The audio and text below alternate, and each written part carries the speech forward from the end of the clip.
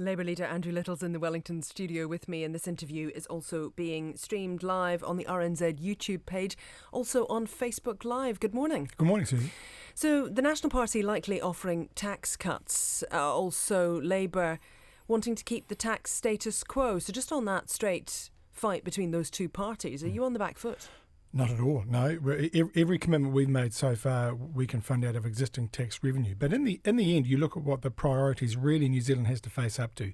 60,000 New Zealanders last year couldn't get a first appointment with a specialist in their local hospital.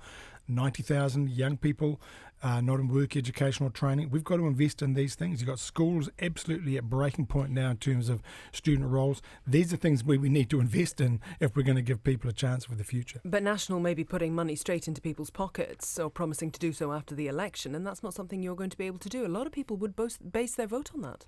Everywhere I get around, people are saying to me just how really concerned they are about what they see as public services that have been cut right back. Parents are really concerned about what's happening at their local school. Not critical of the teachers or the principals, but critical of the fact that the school roles are now so great. Parents are being asked to fund more, and they're saying, how can you justify a funding freeze that this government has put on the school system when we've got these pressures that the school system is under? But how can you justify if there's a financial hole in health, which you've spoken about before, if also you're talking about the education system at breaking point? You've made this commitment as well to child poverty targets for reductions around there. How are you going to do it without raising revenue? So that, I think Grant Robertson talked about yesterday. We don't do all this in year one. We are going to have to phase some of this stuff in some cases over some years. So does that mean that taxes will be phased in over a number of years too? I don't know why you were talking about taxes being phased in. To raise revenue? No, what we will do on the tax system is very early on, if we have the privilege of forming government, we will set up a tax working group to review the entire tax system against a principle of fairness. And we will come up with a package. We will come up with a package that will then go to New Zealand with and say, look, here's what a fair tax system looks like. Is that then where this comes in? Because we heard from James Shaw about half an hour ago.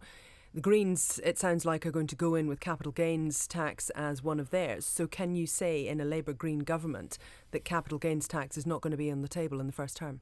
Well, what the Greens go to the electorate with is what the Greens go to the electorate with. What we go to the electorate with is what we're talking about. We're not sure, going, but if you're in government with the Greens, how much influence will they have to bring in something like a capital gains tax in the first term? Well, the numbers will decide that. But we're going to go into the 2017 election with our package, and we have to wait and see what the budget looks like this year before we finalise what we're doing, both in terms of tax commitments, tax rates, all the rest of it. Does that mean, Mr. Little, that if the Greens have a significant number of MPs, if they can persuade Labour, perhaps as part of the tax working group, that capital gains is a good idea, that you will consider it in your first term to bring that in? As Labour goes into the election, we're not making a commitment on capital gains tax. No, but can you rule it out? Can you rule it out as a first-term commitment for Labour? Well, in the end, the numbers will decide it. We're saying... That sounds like you're not ruling it out. We are not campaigning on it. I can't stop other parties campaigning on it. It's no different to the Māori Party campaigning on, a level of whānau order spending that is 9 times higher than what this present government is doing. But you don't ask Bill English why it is that they're not coming to terms with what the Māori Party is offering. So don't hold me to account for what the Green Party might be offering. You have a different arrangement than National has with the Māori Party. You have the Memorandum of Understanding. You're the Māori working Party together, is part of government. But also you're going into this with some shared policies, with some shared platforms. So it is a different setup to National and the Māori Party. We're going to this. And here, what I'm asking you very simply is, can you rule out, under Labour in the first term, a capital gains tax coming in, yes or no?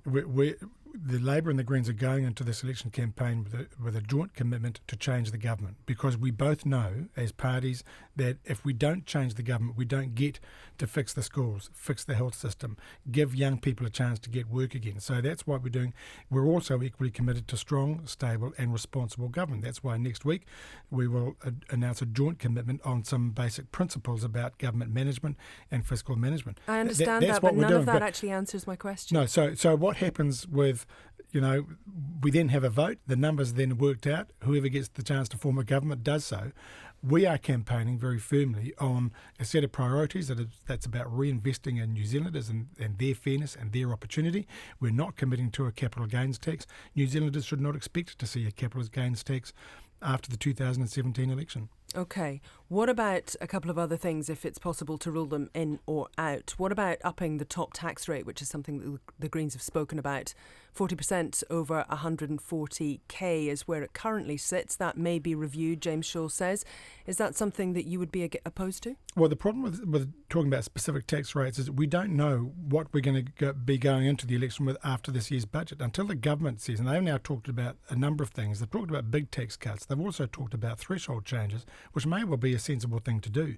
And then there's a range of other things they've talked about. We can't make commitments until we know what the accurate figures are, and we won't know that until the budget, until we know what the government has put in place in terms of those tax threshold changes. Until then, we can't give specifics about those sorts of things. But equally, that means that you can't take them off the table either. That's something that you would yet consider, perhaps as part of the tax working group. Well, I guess the starting point for us is that the commitments that we've made, I go back to, for example, the 3 years free post-school education and training, which we made last January.